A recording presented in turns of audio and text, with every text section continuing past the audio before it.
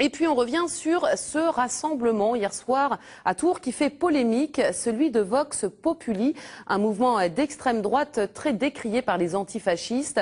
Et hier soir, ce groupuscule a ouvert ses portes au public pour une conférence, une provocation dénoncée par de nombreuses organisations politiques et syndicales qui demandent purement et simplement l'interdiction de tels rassemblements.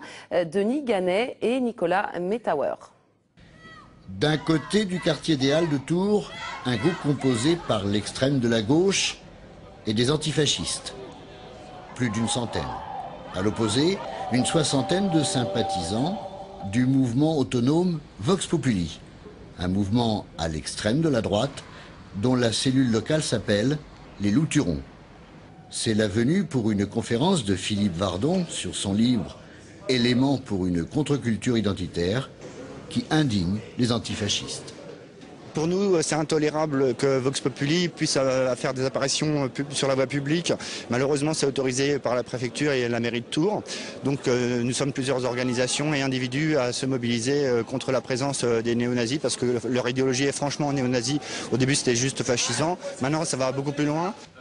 De leur côté, les membres de Vox Populi se regroupent pour rencontrer le responsable du mouvement identitaire de Nice. Les produits dérivés du mouvement sont à la vente. On y parle aussi beaucoup de liberté d'expression.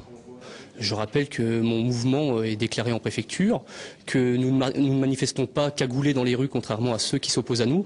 Donc j'estime être un citoyen respectable.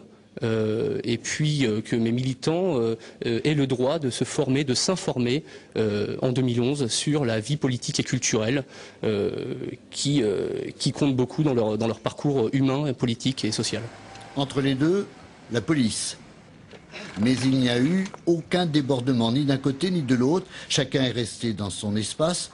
Mais la fracture entre les deux mouvements reflète un vrai malaise, comme si l'histoire des extrêmes minoritaires, voulait toujours se répéter.